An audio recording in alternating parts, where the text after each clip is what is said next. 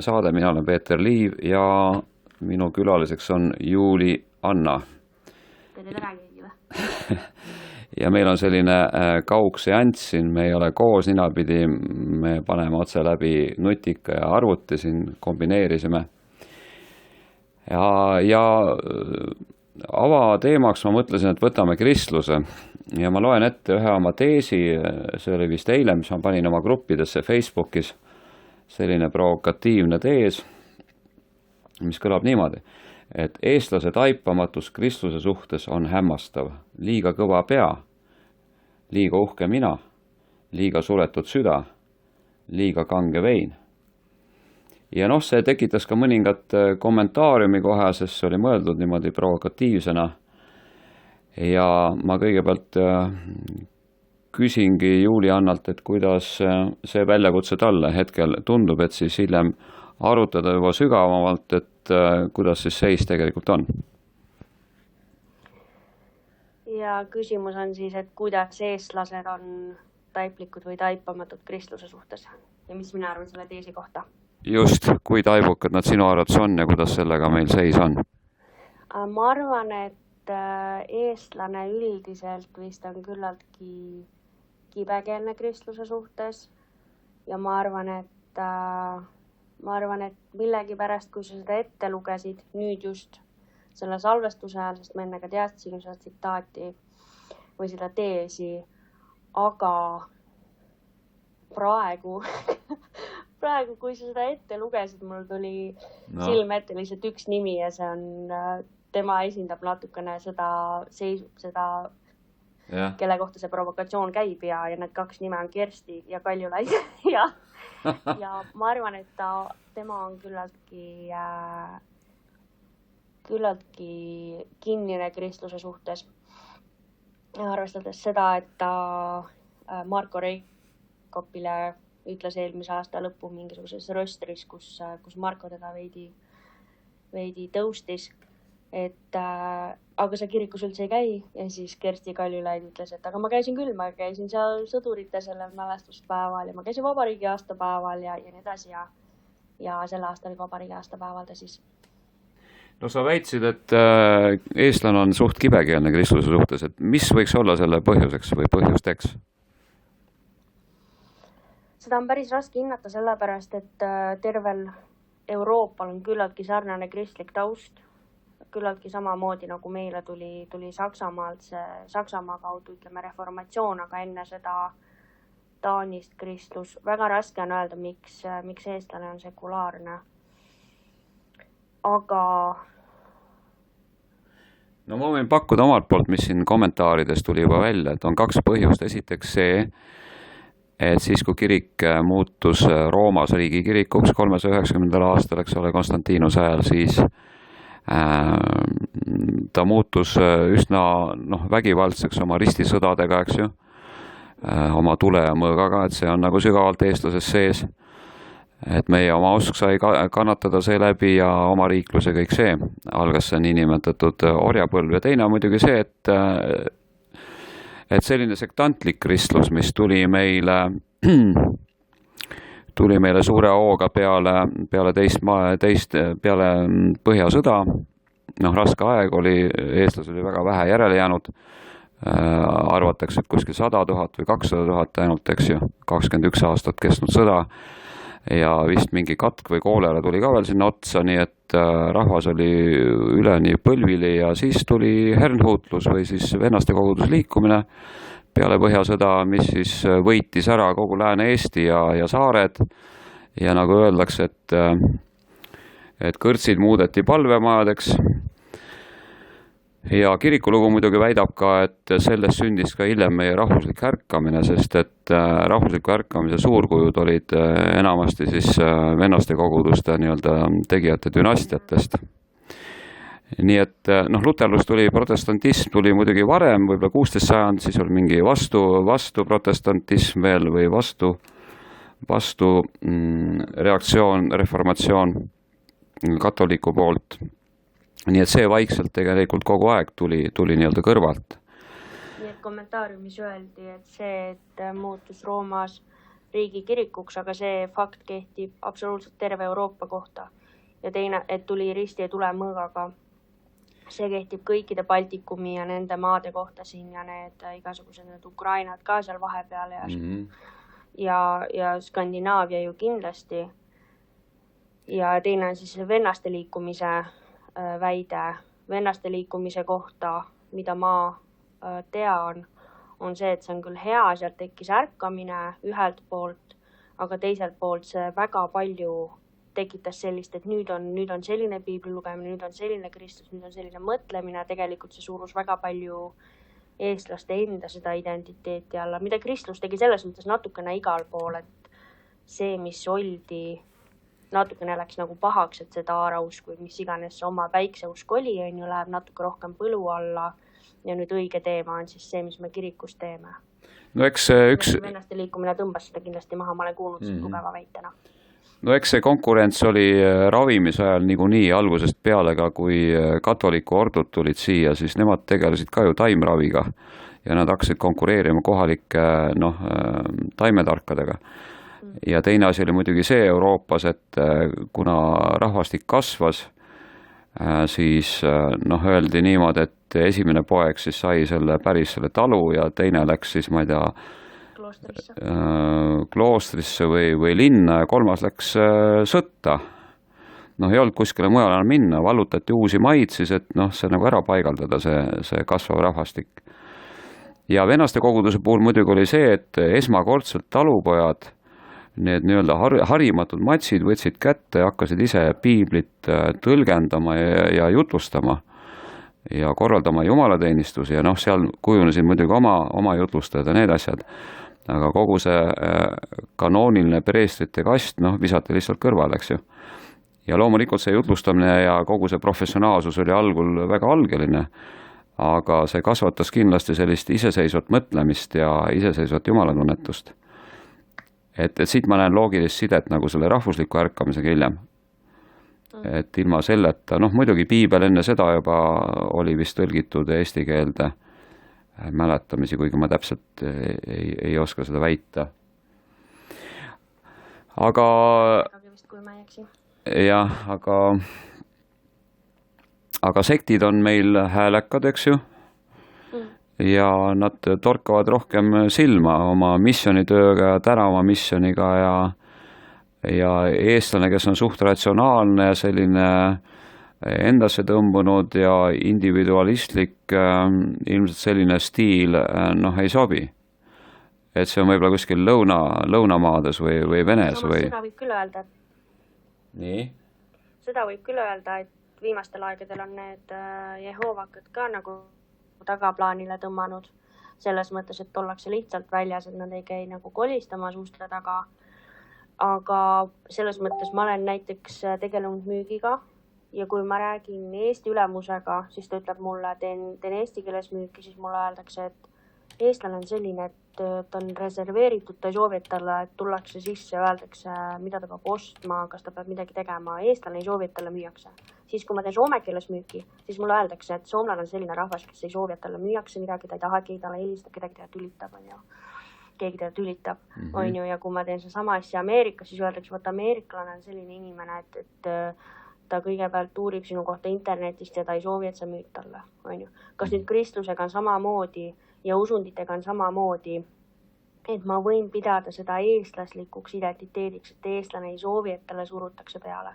Või on see üldinimlik ja kehtib globaalselt, et ka see brasiillane ei taha, et talle surutakse midagi. Kui see on niisugune sotsiaalne olemine, siis see ongi teine olemine.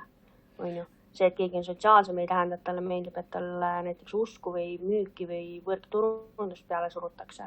Ma kahtlustan, et väga palju väiteid levib ringi nii, et ainult eestlane vingub ilma üle, aga siis sa kuuled, et seda teeb rootslane, et seda teeb belglane, et seda teeb eriti mingi londonlane. Et ma kahtlustan, et väga mitmed osad sellest, mida me nüüd peame siin eestlase taipamatuseks, võib olla küllaltki üleilmne.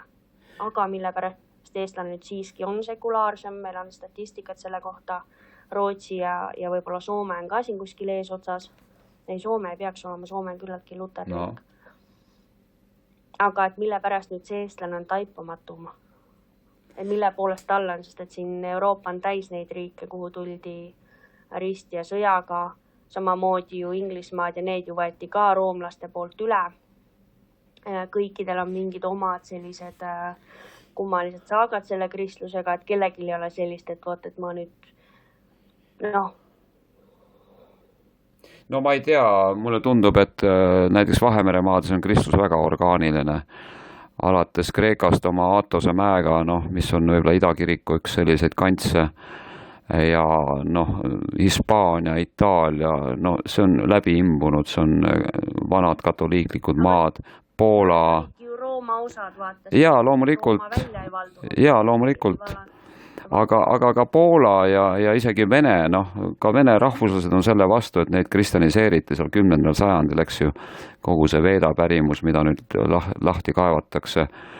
Ja ma ei tea, kui missioneeriv on katoliiklus, sest et katoliiklaste seas on ka, ma ei tea, 20 aastat tagasi oli mingi 1 miljon karismaatikut, eks ju, katoliiklasi oli 1 miljard $, nüüd on 1,5 miljardit võib-olla või natuke vähem.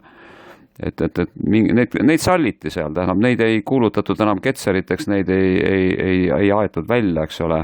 Siuksed 4 pühilased lihtsalt katoliiklikus raames, eks ole. Ja teevad samamoodi oma agressiivset sellist nii-öelda meie mõistes siis missionit, et inimesi päästa siis. Ja Raekoja platsil ja sellised värgid, eks ju. Nii et see jah, ilmselt selline vorm mitmel pool ei sobi. Ja ma tean inimesi, kes on läinud sektidest edasi siis juba kõrgkirikusse või kes on läinud näiteks isegi luterlusest. Näiteks Jaan Jott Lepik ehk isa Sakarias läks luterlusest Idakirikusse, eks ju, Kreeka katoliku kirikusse juba väga ammu. Ja mul üks sugulane läks hiljuti ka Idakirikusse baptismist näiteks. Nii et toimub mingisugune areng võib-olla ka siis, ma ei tea, teadlikkuses või usu mõistmises või enda mõistmises ja liigutakse nagu edasi. Ja samal ajal on ka see, et kui võtta, kas nüüd sinu kontseptsioonis siis sektantlus on siis ka baptism, nelipühilus ja kõik need sellised nii-öelda uuemad kirikud või on pigem see täiesti Jehovad ja advendid? Ei Jehovalasi ei pea sektandid üldse kristlasteks, need on täitsa välistatud ja mormoonid samuti. Aga sektandid nüüd oma vaimult, jah, minu jaoks on, kuigi luterlus oli ka katoliikluse sekt, eks ole, ja nii nagu islam ja kristlus olid mõlemad, eks ole, judaismi sektid. Aga sektandid on jah, oma meelsuselt ja selliselt stiililt on tõesti siis eeskätt need 3 adventistid, baptistid ja 4 pühilased Eestis. Ja neid iseloomustab ka see, et nende teoloogia on nõrk, selline suht lihtsustatud, erinevalt kõrgkiriku. Ma just lugesin siin filosoofia sarjas siin evangelikaalset teoloogiat viimase 2 sajandi oma, seal on ikkagi Paul Tillichid ja Bonhoefferid ja kes seal on, need olid ühtega suured filosoofid ja mõtlejad, eks ole, et see on üsna vapustav lugemine ka filosoofile.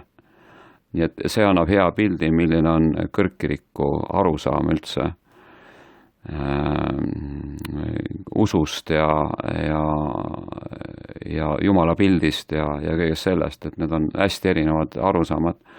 Ütleme, et sektandi arusaam on mütoloogiline, ta on selline lapsemeelne, lihtne, muinasjutuline, aga kõrgkiriku inimese jaoks ta on eeskätt psühholoogiline ja seejärel sümboolne. Vot siis tuleb see sümboli palju tähenduslikkus veel sinna otsa. Ja seega ka kergelt võib olla metafüüsiline nende sümbolitega. Jaa, just. Okay. Ja üks vahe on veel see, et sektandid väga selgelt eristuvad muudest inimestest.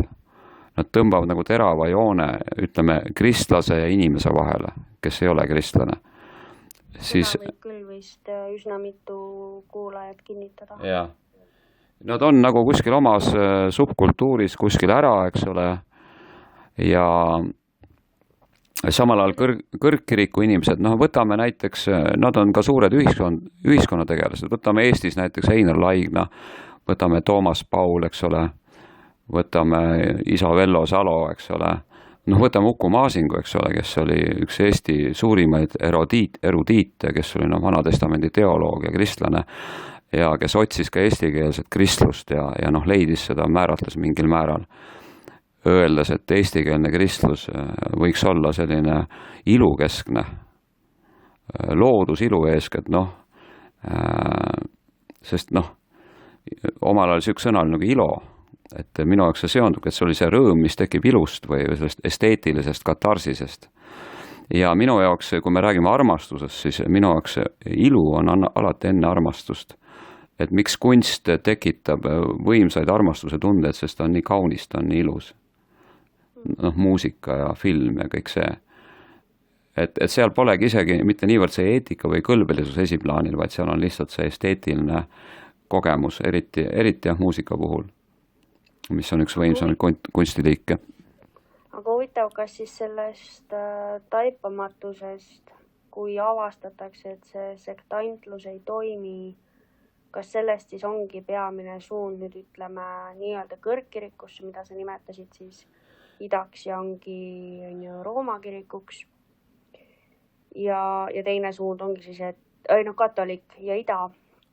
No Kreeka katoliku ja Rooma katoliku ja idakirik ja luterlus samamoodi on kõrgkirik.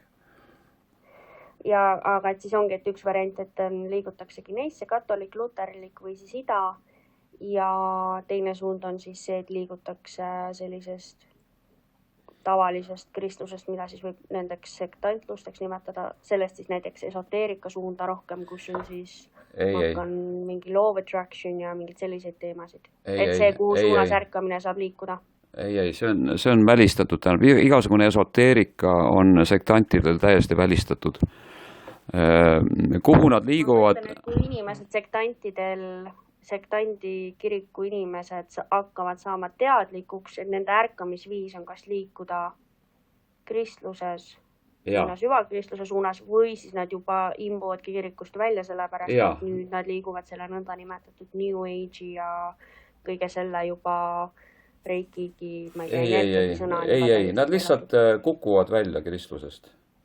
Nad lihtsalt kukuvad välja, nad on tavaliselt raskema saatusega inimesed, nooremad hinged, nad ei tule toime ka psüühiliselt ja selline lunastususund, see ongi hästi massiivne usund, tähendab, et see on kõige arvukam usund üldse maailmas.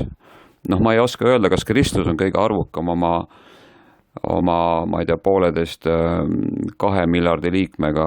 Ma arvan, et Mahajana budism on arvukam, sest et Jumalanna Kuan Yini ehk siis Bodhisattva Avalokitesvara kultus on ju massiivne, on Hiinas, Indias, Jaapanis, et seal võib see olla rohkem miljardeid. Ja see on lihtsale inimesele väga vastuvõetav, see lunastususk, see bhakti jooga on ta Indias, eks ju.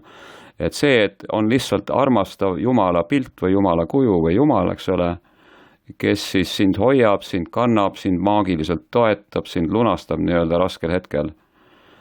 Ja see ei ole läbi kukkunud, see on nendele inimestele on see pääste, see on nende varjupaik, see on nende pelgupaik, nii nagu Mahajana budistilegi on. Mahajana budism on samuti lunastuslik eeskätt. Nagu tallegi on Buddha, Dharma ja Sangha on varjupaik, kus ta saab oma elu ilusti ära elatud, muidu ta jääks lihtsalt elu hammasrataste vahele. Nooremad hinged ja lapshinged jäävad selles karmis maailmas hammasrataste vahele. Nad lähevad, paljud, kes tulevad sektidesse, on endised narkomaanid, alkohoolikud, eks ole, ja kui nad sealt mõnikord välja kukuvad, kuna seal ei toeta neid intellekt, ei toeta mõistus, seal on lihtsalt see emotsioon, eks ole, siis nad sageli kukuvad tagasi sinna samasse, kus nad tulid. Et see usk on nagu oopium neile või narkootikum ja see sama, mis sellele võib järgneda, on teises mõttes narkootikum. Et sektide põhiprobleem ongi, et sa püsiksid usus, et sa ei kukuks sealt välja. Ja selleks sa pead käima regulaarselt kirikus, piisavalt palvetama, käima kodugruppides, palvekoosolekutel ja nii edasi. et sa kogu aeg hoiad, pingutad, sest intellekt, kus sa mõistad, mida üliteadvus või mida universum sinu jaoks saab teha ja kuidas see käib, see osa nagu puudub. Nii et see on mingis mõttes väga pingeline asi, aga ta päästab. Ja nende põhitees ongi see või küsimus, et kas sa oled Jeesuse vastu võtnud oma isiklikuks päästjaks. Ja kui toimub see pöördumise kogemus, siis inimene tõstetakse nagu sellest maisest kannatusest välja ja edasi ta elabki nagu mingis kõrgemas sfääris. Ja ta on omamoodi kapseldunud. Ei ela, on ju. Kuidas? Ja siis ta päriselt tegelikult ei ela, on ju. No, ta tegelikult ei koge seda kõrgemat kaitset ja kõrgemat teadlikkust. Ei, ta kogeb seda omal moel, aga ta on ära lõigatud muust maailmast. Ta ei koge seda tervikliku inimesena. Ma küsin ühe küsimuse. Huvitav, kas selline kristlus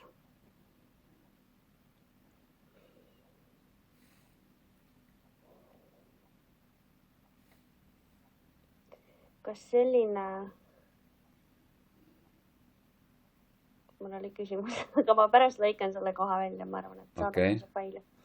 Oota, ma mõtlen. Nii, okei, nüüd on olemas. Tõde, kas selline kristlus, mis on nii-öelda annab selle emotsiooni ja selle mõnelaadse kuulumise, mis tegelikult ei loo sisulist kuulumist, kas mõnikord sellises sektantlikus kristluses on peafookus selles missioneerimise tööl pigem näidata nii-öelda mittekristlastele ehk siis nendele, kes on need tavainimesed, on ju, neile näidata, et me oleme normaalsed ja meil on normaalne elu ja me oleme ka osa ühiskonnast, või on nende fookus jagada oma sisulist muutust ja sisulist sõnumit. Mõnikord ma kahtlustan, et võib-olla nad üritavad inimestele tõestada, et nad on ka inimesed ja nad kuuluvad ka ühiskonda ja nad on ka osa sellest, kui eraldavad ennast. Ei ole nõus. Nemad ei ole nagu tavalised inimesed. Nemad on välja valitud inimesed. Ja neil ei ole vaja tõestada seda, et nemad on tavalised ja normaalsed inimesed. Kõrgkiriku inimesed on seda iseenesest, neil ei ole vaja seda tõestada. Aga nendel ei ole vaja tõestada. Ja miks neil on vaja teha missionitööd? Kuna nad on enda jaoks leidnud mingi sellise väärtuse, mis on nad päästnud. Ütleme, Jeesus on nende jaoks päästja, on päästekogemus. Ja kui nad näevad omasuguseid, ja sageli nad muidugi eristavad, kas need on omasugused või natuke teistsugused, et nad soovivad nendele inimestele anda samasugust päästet. Et see on väga hea kõlbeline südamest tulev soov. Aga teiselt poolt, alateadlikult ma ütleks, et nad soovivad loomulikult, et neid oleks rohkem. Vot mida rohkem meid on, seda õigemad me oleme, sest tõde võidab, eks ju. Ja praegu, mida me näeme seoses islami pealetulekuga Euroopas ja homoagenda pealetungiga kirikutele, ma ei oska kommenteerida, kuidas sellele reageerivad sektid, aga Luteri kirik on selles mõttes olnud hästi järeleandlik.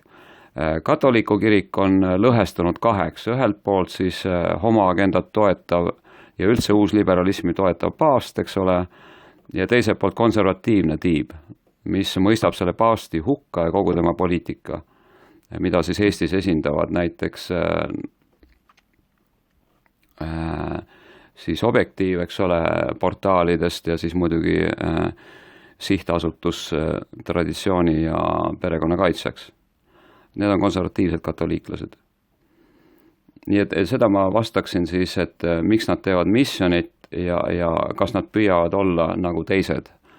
Ei, nad ei püüa olla nagu teised, vaid nad püüavad kutsuda inimese enda sekka, et need saaks muutuma selliseks, nagu nemad on. Aga on siis eestlase pea liiga kõva, et taibata midagi, mis kristlus päriselt oleks? Ma vean kihla, et enamik inimesi ei saa peaaegu midagi aru, mida üks religioon räägib, ükskõik millise religiooni kohta ta väidab, et ta on väga guru. No ma ütleks,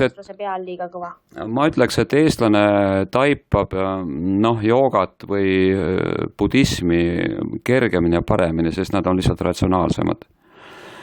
Aga kristlus, üks hetk ma pean siin korrale kutsuma kellegi.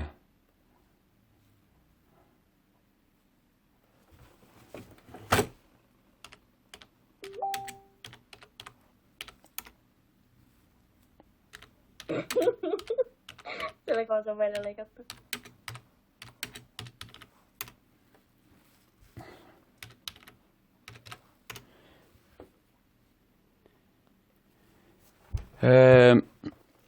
Selles mõttes jah, et eestlane taipab idausundeid kuidagi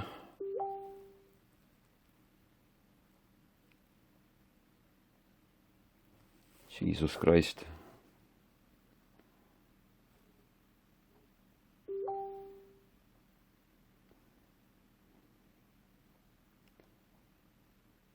Arvuti mute peal on sul arvutil mutenupp. Kus see mute on? No, ma ei teagi, on sul kuskil voluum näiteks, keerad voluumi niimoodi nulli või et ei tuleks arvuti neid mingeid piukse. Ei saa panna sellepärast, et minu hääl tuleb ju ka sealt. Ja, see tuleb samast kanalist lihtsalt. Ja küll nüüd vist jäi järgi. No nii, okei, mine selle kõva pea juurde, siis eestlase kõva pea, et saavad paremini aru. Et kui me küsime, et kas eestlasel on nüüd liiga kõva pea kristluse jaoks, siis üks asi on nüüd see, et mulle tundub, et no ma ei tea, alates Sven Vahindra aegadest osa eestlasi arvab, et budism sobib meile palju paremini. Ja jooga ka, sest jooga, ütleme, hatha jooga on väga populaarne ja ütleme siis ka kriia jooga, kundalini jooga, jah, treenerid on palju ja kriia jooga, siis Lilleoru ja Ingo Rillido näitel, sest need on palju ratsionaalsemad õpetajad, need on sisuliselt psühholoogiad, nad ei ole sellise sümbolkeeles mütoloogiad, nagu on Mahajana budism, ütleme niimoodi, ja teised lunastususundid. Aga kristlikus teoloogias on olemas see psühholoogiline aspekt ja samas on tohutu rikas selline sakraalne poeesia, juudi kõrgpoeesia, ütleme, sellelt pinnalt tulnud, kus kogu see juudi andekus ja geniaalsus on sees, eks ju. Pluss ta on tulnud sellise prohvetliku tekstina hästi sügavalt üliteadusest, varateadusest, eks ju. Nii et Carl Jung on öelnud ilusti kuskil, kui idausundid tulid läände läbi teosoofia. Jung ju sündis minu meelest 1875, eks ole, kuskil 19. sajandi alguses, siis ta hakkas juba oma mõtteid seal avaldama tasapisi. Suri 61. aastal. Ja siis ta ütles, et me võtame väga siin aplalt vastu idatarkust, eks ole, mis võib-olla tõesti on nagu täiendav, komplementaarne kristlusele, aga me nagu ei tohiks unustada omaenda sügavaid juuri, omaenda sügavaid kristlikke juuri. Ja ma olen nii nõus sellega. Ja selleks, et kristlust nüüd mõista, selleks mulle tundub, et peab olema haritud. Ei piisa sellest, et kui sa käid lihtsalt kirikus seal. Isegi kui sa käid mingis kõrgkirikus ja käid sageli iga pühapäev ja nii edasi, lõpuks sealt jääb sul midagi külge. Aga seal on ikkagi, see džnana jooga ka nii öelda, et sa pead natukene olema nuusutanud teoloogiat, kuni sul tekib isu ja sa hakkad seda neelama, nagu mina omal ajal, eks ole, lugesin kõik Tartu Ülikooli usuteaduskonna teoloogiaõpikud läbi, kui need olid ilmunud juba. Sest ma vajasin seda tol ajal lihtsalt, olles ise kasvanud üles sektides, nelipühis eeskätt. Ma tundsin, et ma pean nüüd minema edasi. Ja teiseks muidugi müstitsistlik traditsioon, pühakud, igasugused kõrbeisad, kaasa siin vene pühakud kloostrites, nunnad, mungad, eks ole, oma imetegudega. Vaat kui me selle kõik hakkame, selle vastu võtame, siis me hakkame nagu midagi taipama üldse. Et kui sügav see kuristik või see nii-öelda armastuse ja andestuse ja ohvri ja sügavik üldse on.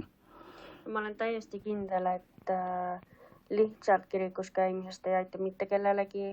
Mõni pöörab sellest ära ja väga suur osa võib olla need sellised uuemad kristluse vormid just on selle näitajad. Ja ma olen täiesti nõus sellega, et lihtsalt mingite asjade ja vormide täitmisest ei ole inimestele mingit abi ja minu arvates personaalselt mingite muude usu või mõtlemise suundade või kuigi ma tean, et see juba kõikide tavakirikute jaoks on kohe juba täiesti suur põhimõtteliselt kirikust väljaviskamise põhjus, kui keegi juba hakkab mingeid mõtteid avaldama, mis juba näitavad inimese laienemist ja teadlikkust ja avardumist. Et selles mõttes kirik, no me teame, ei soosi seda. Ei no kõrgkirikus ei ole probleem. Me teame siin, kes see oli seal nüüd seal Kreeka katoliku kirikus oli, kui mul nimi meelde tuleb, mis ta eesnimi oligi, Kirss. Nüüd ta on vist juba surnud. Tema oli suur Boin-Ra austaja, kes oli saksa müstik, eks ole, teosoofilisest liinist minu teada. Euroopa katoliiklikes kloostrites rahulikult harrastatakse zen-meditatsiooni enne kontempleerimist. Saad zenni. Ja nad nimetavadki seda zenniks. Ja, täpselt nii nimetavadki ja ei ole mingit probleemi. Seal on filosoofia, tähendab, kui me võtame nüüd tomismi, mis on klassikaline selline katoliiklik filosoofia Aquino Toomasest alates, siis Aquino Toomas minu teada tõigi sisse sügavamalt siis Aristotelese, eks ole, antiigi filosoofia, kohandas seda, arendas omal maal edasi, eks ole. See on kõrgfilosoofia, see on kõrgmõtlemine. Ja seetõttu selline kirik on tegelikult, katoliiklik kirik on, ütleme niimoodi, massi eliidi kirik. Et ta on massiline ühelt poolt ja teiselt poolt on väga elitaarne. Et ta on kasvatanud massiliselt pühakuid, massiliselt suuri filosoofe, mõtlejaid, ühiskonnategelasi ja nii edasi. Kuni Johannes Paulus teiseni välja, kes oli Poolast pärit, eks ole, minu üks kõige mulle tuntumatest uutest paavstidest haruldane, kes oli omal ajal ka Poola vabadusvõitleja, eks ole, ühes isikus. Sest kiriku institutsioon on üldiselt olnud läbi ajaloo rõhujate poolel. Ta on toonud tõesti, nagu Marx ütles, et oopium rahvale, et rõhujad rõhusid ja siis, et nüüd kuidagi seda kergendada, siis kirik oli see, kes andis siis nagu teispoolsuses seda korvust, mis siinpool nagu puudu jäi, et inimesed ennast, ma ei tea, surnuks ei jooks või ära ei tapaks ja nii edasi. Ja jutuses mainisid, et filosoofia osa kõrgkristluses siis soosib sellist mõtlemist, sest filosoofia ongi osa elu mõtlemisest, elu tõlgendamisest, aga nii, et siis võib siis öelda, et kõrgkristlus toetab mõtlemist ja kuna see toetab mõtlemist läbi enese, läbi maailma, läbi kristluse tõlgendamise, see siis toetab ka teise inimese vastuvõtmist tunduvalt enam kui siis ütleme sektantlikkus, kus siis on öeldud, et kui sa oled see või see või see, siis sa oled teretulnud, kui sa tuled, siis sa pead väga lühikese perioodiga võtma üle selle, mis me oleme, vastasel juhul sa oled vastuvõetamatu ja me ei vali sind. Kõrgfilosoofia siis aitab võtta teist inimest vastu nii, nagu ta on see, millega me saame nõustuda? No me võime võtta need samad näited, mis ma nimetasin. Einar Laigna, kes on kogu ühiskonna jaoks nii-öelda omamoodi isa või Toomas Paul, eks ju, kes on teeninud kogu ühiskonda, kogu oma elu, eks ju. Ja mis nüüd kristliku usukogemusse puutub, siis minu jaoks kristlus algab niinimetatud patutunnetusest, mis siis Jungi järgi on lihtsalt oma varju äratundmine, selle nägemine, selle aktsepteerimine, millest edasi tuleb siis meeleparandus. Sest kuni me oma varju ei näe, vaid projitseerime kõik teistele, süüdistame teisi kõiges, nagu suurem osa eestlasi seda siiamaani täna teeb, siis edasiarengut ei toimu. Me jäämegi nagu projitseerima. Aga siis algab meeleparandus, ehk me pöörame pilgu sissepoole ja kõrgkirikus seda toetab siis katoliku kirikus eeskätt siis regulaarne piht, armulaud, missad regulaarsed, eks ole, igasugused kirikupühad, protsessioonid ja nii edasi. Nii et Jungi jaoks varju integreerimine on sellitöö, see on sealt üldse algab. Nii nagu ütleme, budism algab vipassanast, et me saame teadlikuks oma kehast, tunnetest ja mõtetest, kes ei ole meie. Et sealt algab budism, nii kristlus algab patutunnetusest, ehk siis ma hakkan nägema, kuidas ma teistele inimestele mõjun tegelikult. Oma haavatuses, oma mütoloogiliselt väljendades kurjuses, eks ole, mis kõik tuleneb meie haavadest. Osa haavad võivad olla ka kollektiivsest alateadusest pärit, mitte biograafilisest materjalist, eks ole ju. Ja see on sellitöö ja mis on siis meistritöö? Meistritöö on see, kui ma integreerin oma vastassoo arhetüübi endas. Ehk mees integreerib oma naiselikkuse, saab selleks teadlikuks ja naine integreerib endas meheliku poole. Ja kolmas aste tuleb siis, kus lõpuks kõik põhilised arhetüübid on aktiveeritud ja me saavutame nii-öelda ise arhetüübi ehk jumala arhetüübi, kus on siis kõik arhetüübid on tasakaalustatult ühes tervikus ja aktiveeritud.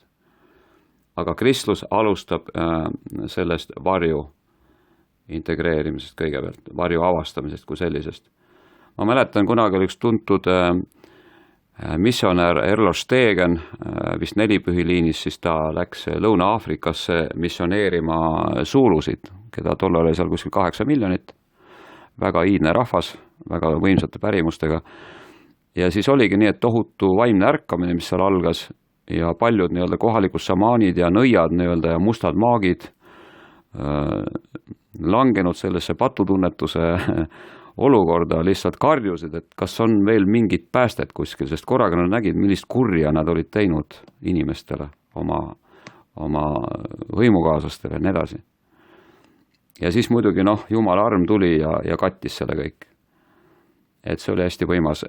Üldse sektantlust iseloomustabki sellised, nagu Eesti rahvastki iseloomustavad sellised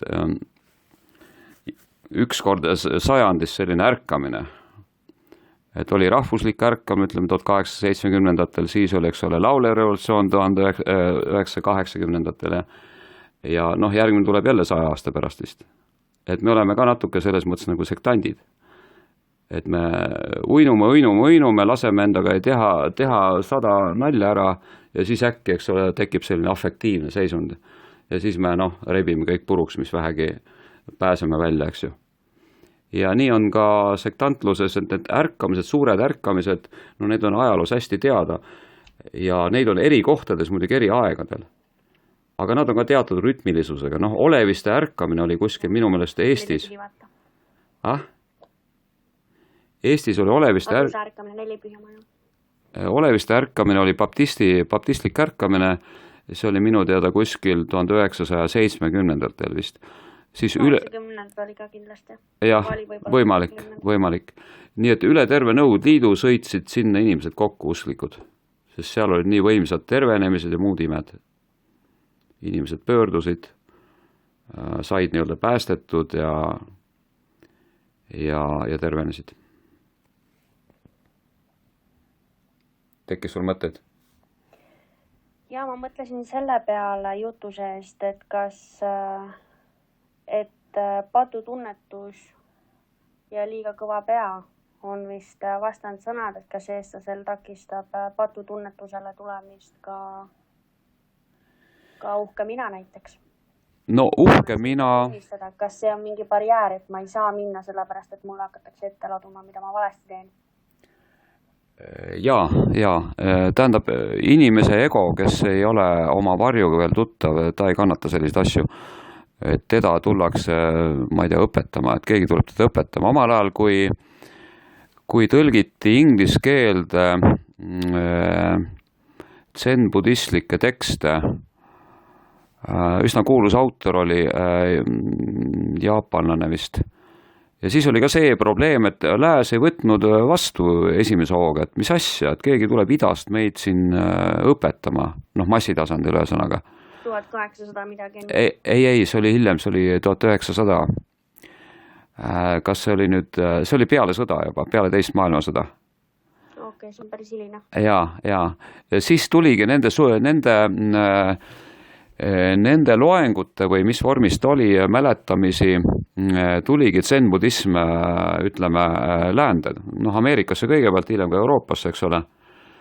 Aga siis ta tuli niimoodi massiliselt, tal oli suur kõlapind, aga ta tekitas ka sellel pinnal, ma mäletan, suurt vastuseisu. Sest lääne inimese ego ei kannatanud, et keegi on temast nüüd targem omast arust või mis värk nüüd on, eks ju. Ja kindlasti kiriku taustaga inimene tõrjub kindlasti kõiki ida õpetusi, kui ta ei ole avardumas.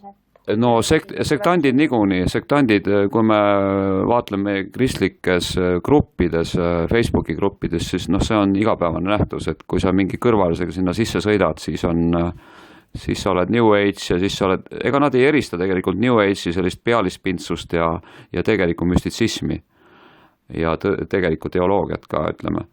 Et siin on probleeme ka eristamise võimega. Et kõik, mis on võõras, kõik läheb nagu ühte patta. Ühte patta ja siis juba kõik idausundid lähevad kohe New Age alla. Ei ole samad asjad. Ja New Age on minu jaoks pealispind, ütleme, ma ise olin New Age'i maaletooja 1990 oma ajalehekesega. Mul oli esimene New Age kauplus Eestis, mul oli esimene New Age kirjastus, esimene New Age klubi ja nii edasi. Ja kui praegu lugeda neid asju, seda lehekest, siis see oli tõesti selline esmane ahmimine ja ma tahan väita, et hiljem ma jõudsin siiski nagu sealt kuidagi edasi või müstitsismi suunas. Kuni transpersonaalse psühholoogiani välja, mis seda kõike nüüd nagu üldistab ja edasi uurib, aga praegu ma ei nõustu, kui mind liigitatakse kuskile New Age'i valda. Ja paljud tollased New Age inimesed on täna ka jõudnud millegi märksa tõsisema ja sügavamani. Et nad on tõesti kasvanud. Tekkis mõtteid? Jah, ma arvan, enamik inimesi ei tea, kui pealispinne, kui vähene New Age ja tegelikult ma ei oskagi isegi seletada, mis see New Age täpselt on, nii et sest see on küllaltki laialivalguv termin. Oskad sa selle kohta mingi selgitus öelda kuulajale? No, New Age'i, ma ei tea, isaks või vanaemaks loetakse Jelena Blavatskit, eks ole, ja kes seal teised olid, Alice Bailey ja teosoofiat ühesõnaga. Sellest tuli siis antroposoofia haru Saksamaal Rudolf Steineriga. Rudolf Steiner oli ise arvestusväärne müstik, keda Ken Wilber on kõrgelt hinnanud. Ja see oli 1800-ndatel, eks ju, teisel poolel ja siis avastati see idatarkus ja kuna Blavatski oli ise ka müstik, eks ole, siis hakati seal sünteesima ja looma sellist sünkretistlikku nagu universaalset õpetust. Steiner ju täielikult muutis ju ka oma ühe haridusvaldkonna, on ju. Ja mitte ainult, ta muutis ka põllumajanduse, ta muutis arhitektuuri, ta muutis meditsiini, Veleda firma on ja antroposoofiline firma, selle, just oli siin suur mõõtmine, Veleda kosmeetika on maailma üks kõige puhtamaid, ütleme, doktor Hauska kõrval ja üks prantsuse firma oli veel. Nii et, aga mis ta siis meditsiinis muutis? Antroposoofiline meditsiin, ma ei oskagi nüüd täpselt öelda, millised droogid või ekstraktid või mis seal nagu, see kosmeetika osa on võib-olla kõige tuntum, jah, ütleme, see ka kuidagi puutub sinna, sest ta on hästi tervislik kosmeetiliselt. Selles osas ma jään natuke vastuse võlgu, aga ma tean rohkem biodünaamilist põllumajandust ja Waldorf ehk Steiner koole. Aga on siis eestlase süda ka liiga suletud? Ma arvan, et eestlase süda on haavatud. Et meil on see geneetiline mälu nii-öelda, mul oli hiljuti võimalus viibida ühel kalakontserdil Estonia kontserdisaalis, mille korraldas Poola suursaadik ja see oli niivõrd kuninglik üritus, sündmus, suursugune, võimas, et ma tunnetasin seda Poola, Leedu suurriigi või siis noh, nagu on Austria-Ungari keisririik oli, eks ole, mis mõlemad hävitati esimeses maailmasõjas. Ma tunnetasin nende dünastiate järjepidevust. Et neid ei hävinud, nad ei hävinud Ida-Euroopas jäljetult. Nad ilmselt säilusid ja tänu sellele ka Poola ja Ungari on täna nii tugevad, nii võimsad riigid. Ja kogu see...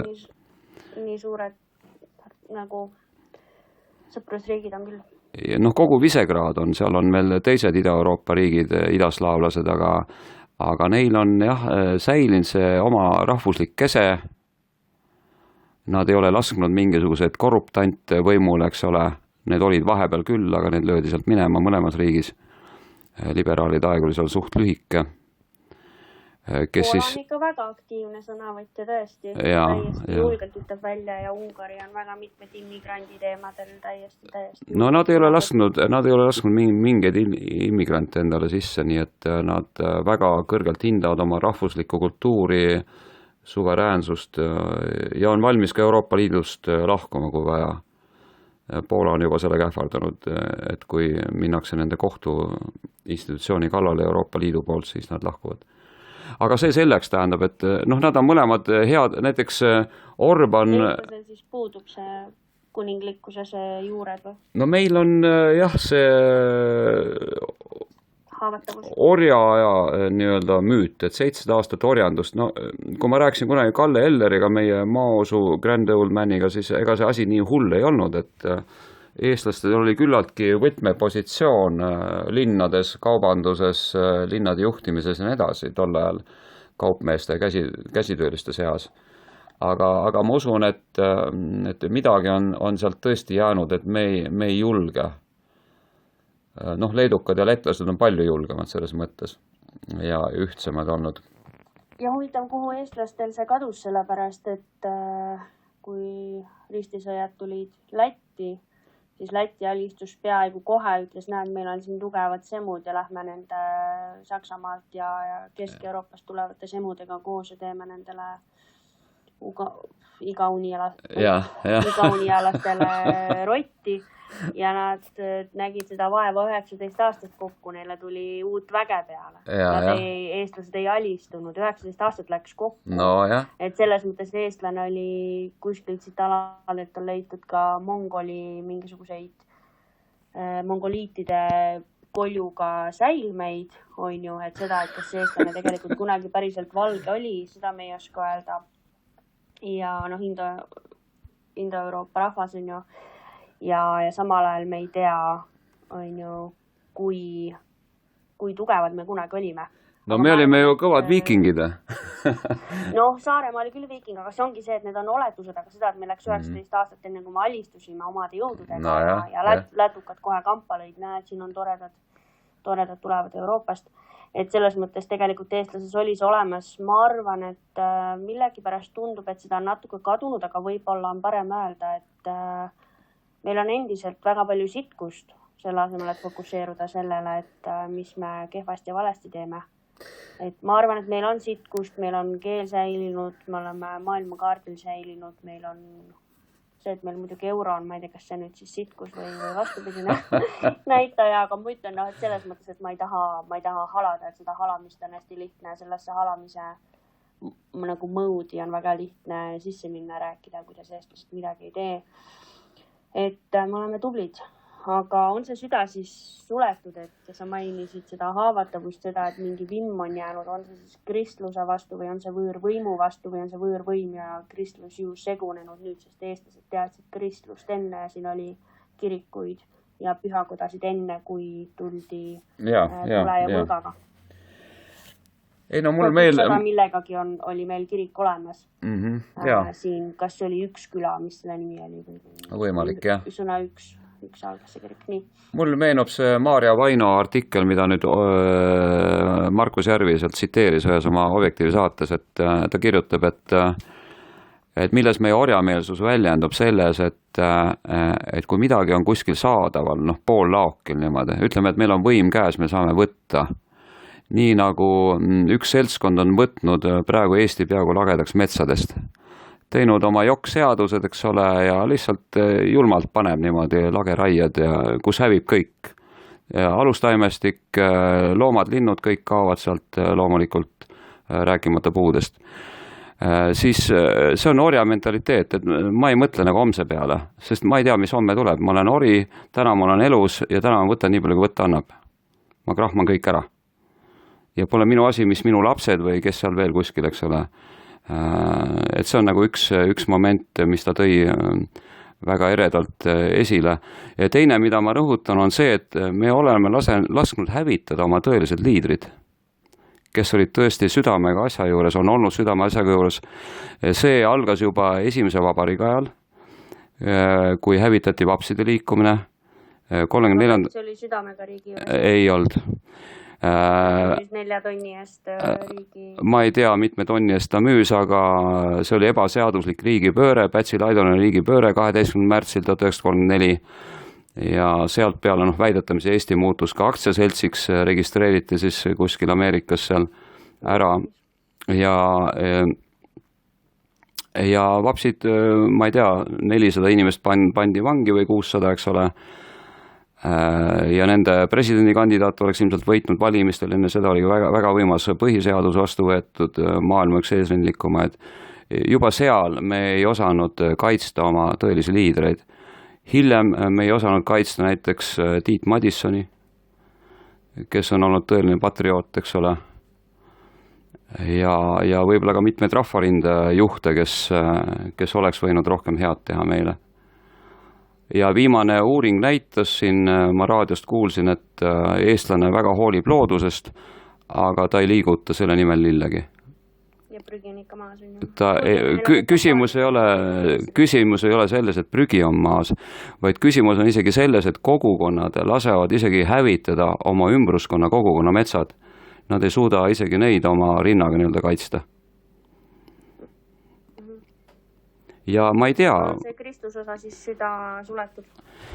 No ega kristlus on ka selles mõttes passiivne olnud, ka Luteri kirik on passiivne olnud, katoliiklik konservatiivne tiib on väga aktiivne olnud juba objektiivi ja siis sapti kaudu.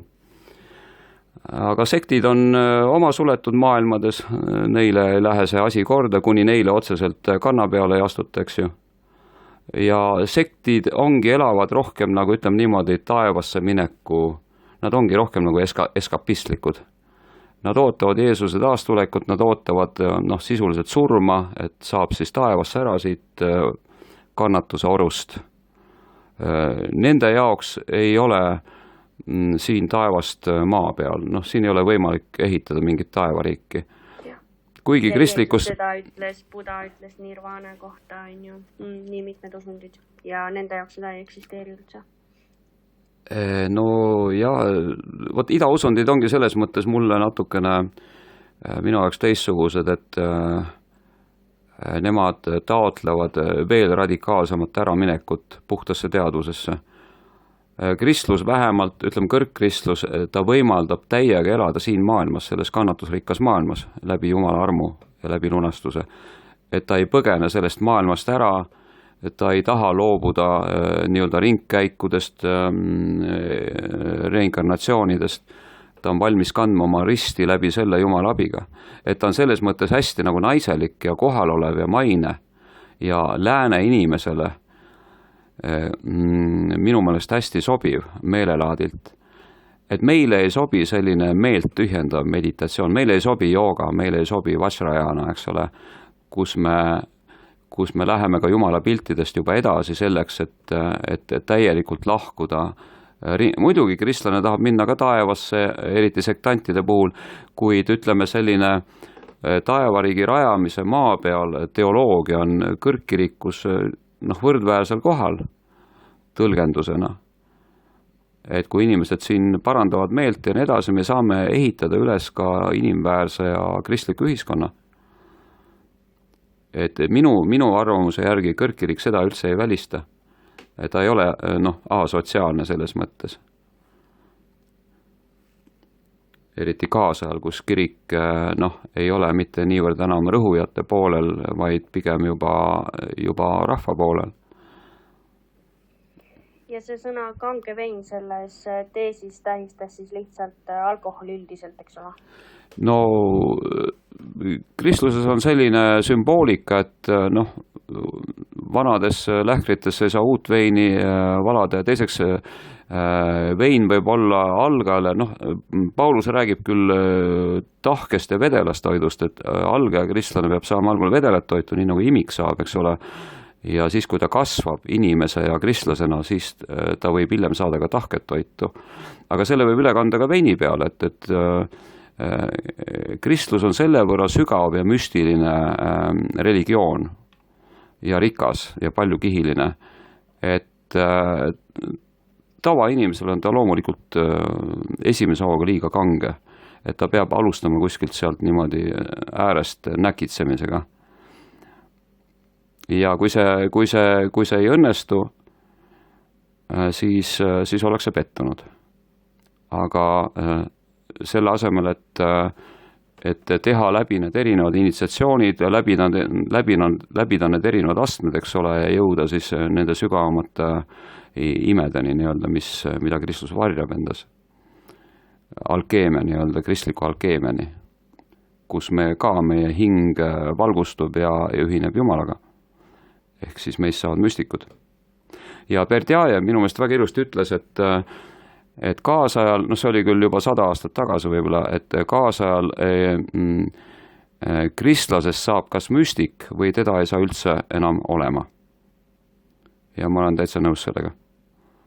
See on mõnes mõttes, mida ma küsisin ühe koha peal, siin oligi see, et kas see sektant liigub selle suure kiriku suunas või vanema kiriku suunas või siis tast tuleb see müstik või see mingisugune natuke esoteerilisem või see, kes tuleb nii-öelda selle New Age'i suunas, kes hakkab avarduma ja laienema. No avardumine, laiemine, see oleks jah siis selline horisontaalne lame, suhteliselt lame, kui me räägime New Age'ist. Aga ma lihtsalt tõin selle, et ta nagu selle mõttena, aga New Age ise on kitsas mõiste, aga selles mõttes, et aga saab selliseks, kes hakkab tajuma piiblit sümbolina ja nagu mitmekihilise ja sellise elu filosoofiana sellisena, kus ma pean andma oma selgitusi, oma tähendusi ja ma ei saa lihtsalt süüa seda siis beebitoitu, mis mulle ette lihtsalt manustatakse, ütleme, mida võib-olla siis sektandid on ju ette annavad. Ega katoliiklus ju seisabki mitmel sambal, ta ei seisa ainult piibli peal, ta seisab ka kiriku traditsiooni peal. Ja kiriku traditsioon on nüüd see kiriku isade ja müstikute ja preestrite, väljapaistvate preestrite nii-öelda mõistmine, kristlik elutarkus, erakute, erudiitide ja nii edasi, kuidas nemad on läbi oma isikliku elu selle nii-öelda tõeks elanud. See on see, mida sektandid jällegi ei tunnista. Nad ei tunnista katoliku kirikut kui sellist, sest seal on nende arvates liiga vähe seda afekti või seda püha vaimu, mis karjub ja hüüab ja nutab ja naerab, eks ju. Ja see ei ole praktiline nende jaoks. Et see on nende jaoks selline religioosne ja ette kirjutatud. Ja religioosne, tuim, selline surnud, kompetalituste täitmine. Just. Tühi. Ja. Mis sul veel selle teisi kohta öelda on? Selle veini kohta või? Veini või selle üldse teisi kohta, kogu selle lause kohta? No...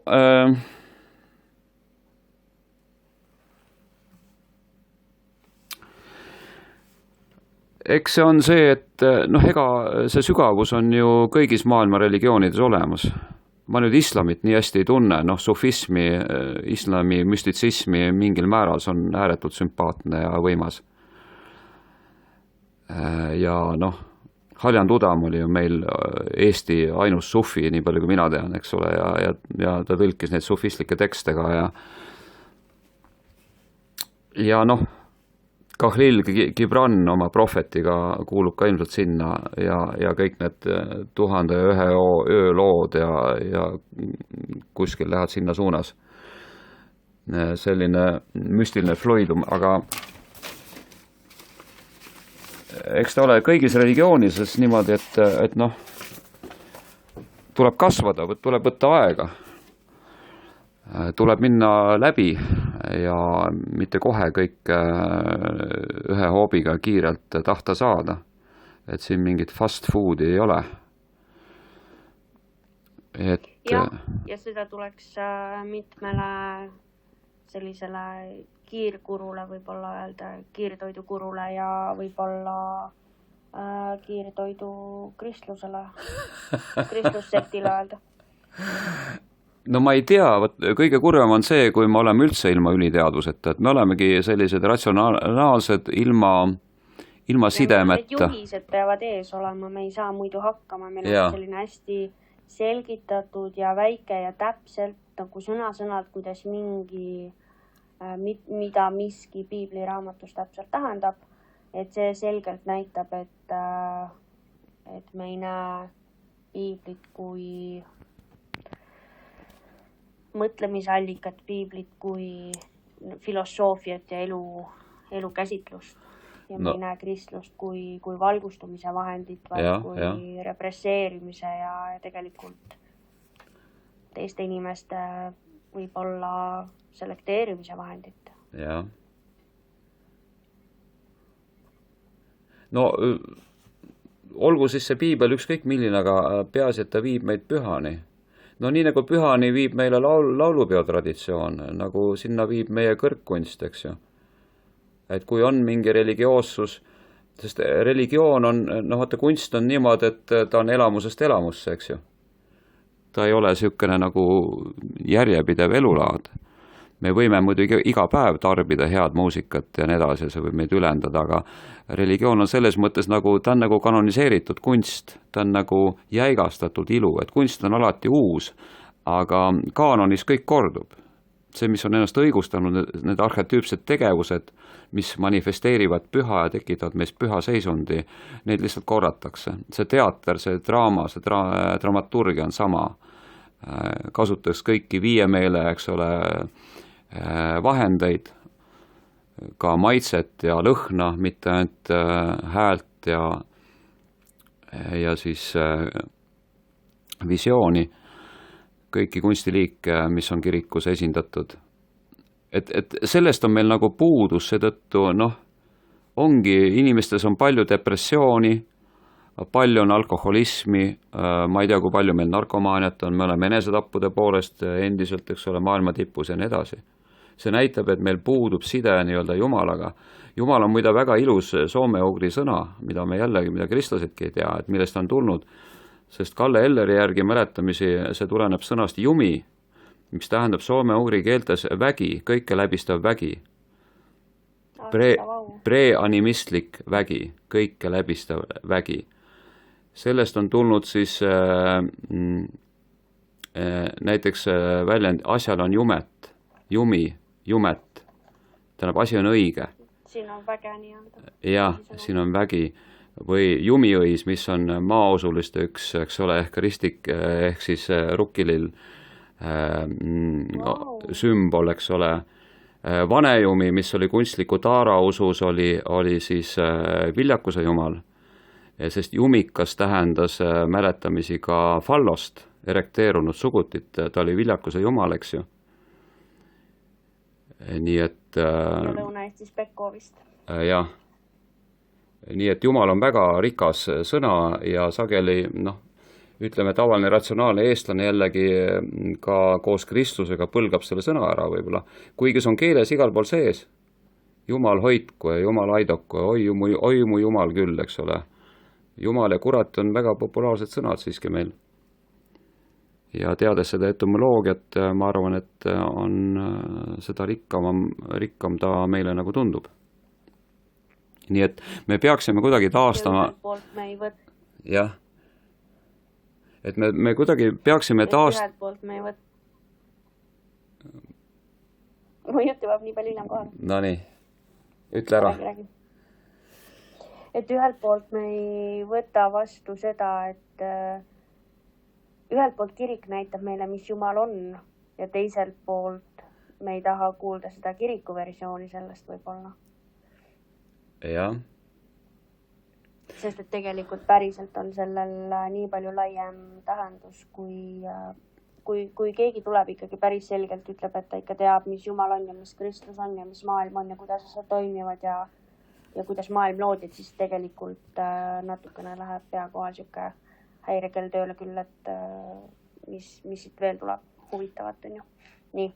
No Kristlusel on oma kindel Jumala pilt, see on Jeesus. Ma mõtlengi, et kui keegi tuleb mulle selle selge selgitusega ja ta tegelikult ei kõnele mulle seda, kui see talle endale tuleb nii-öelda ilmutuslikuna, nii-öelda teadmisena ja ta räägib mulle seda kui oma kogemust ja siis saab väga hästi aru, kui inimene saab päriselt mingi teadlikkuse ilmutuse. Aga kui ta räägib mulle ette antud vastuseid sellest, mida ta tegelikult ise pole kogenud, näinud, kuulnud, tajunud, siis seda Jumala pilti on eestlasel, ma arvan, raske vastu võtta. Ma arvan, et eestlane on selle kirikliku Jumala pildi vastuvõtmises küllaltki taipamatu ja ma arvan, et sellest me täname küll Isa Jumalat taevas, et me oleme selle sektantliku kristluse Jumala pildi vastuvõtmisel taipamatu. On sul veel midagi öelda? Võiks kokku panna? Jah, seda tõesti on selles mõttes, kuidas nii öelda, et mõttetu taibata, sest inimesed, kes seda niimoodi pakuvad, ei taipa seda isegi. Aga mis ma tahtsin lõpetuseks öelda, kolmainu Jumala pilt, mis on nüüd Kristuses kujunenud,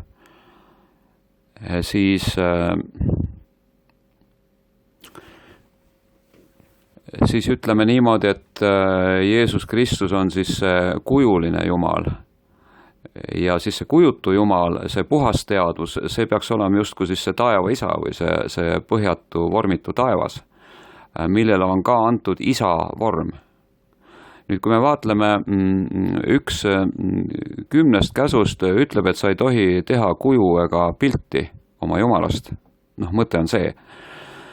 Ja kui me vaatame nüüd judaismi ja islamit, siis seal seda ei tehta. Seal on, Jeesus on lihtsalt prohvet, ta ei ole Jumal.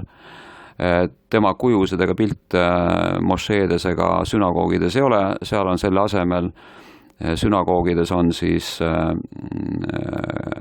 kalligraafia, eks ole, ja mošeedes on ornamentika, on see esteetiline pool. Nii et seal on Jumal kujutu, seal on puhas teadvus. Kuid puhta teadvuseni on lihtsal inimesel väga raske jõuda, sest tal on väga raske oma meelt tühjendada. Ja seetõttu kristlus on selle võrra astunud nagu sammu lähemal inimesele, et loonud selle vahemehe või vahekuju, kelle kaudu saab jõuda lõpuks puhta teadvuseni, kui see Jumala taju muutub kõiksemaks. Judaismis on ju ka tempel ja templi preestri kaudu saab patte lunastada, mitte et ma tahan edasi ajada. Ja, aga ma lihtsalt ütlesin praegu seda, et seal ei ole kujulist Jumalat, Jumalat, mis omaks mingit vormi. Indias on näiteks 300 000 erinevat Jumalust, mida kummardatakse. Kõik on erinevad oma vormilt ja kõik töötavad. Ja me oleme siin oma tütrega rääkinud, kes on nüüd islami usku ja kes palvetab 5 korda päevas ja nii edasi ja kelle Jumal on vormitu Jumal ja talle sobib näiteks see, et teda häiriks mingi konkreetne Jumala kuju seal vahel. Ütleme, et tema kuulub intelligentsi esindajana sellisesse kõrgislamisse, eks ole. Aga Jumala kujud on erinevates religioonides erinevad, seda tuleb mõista.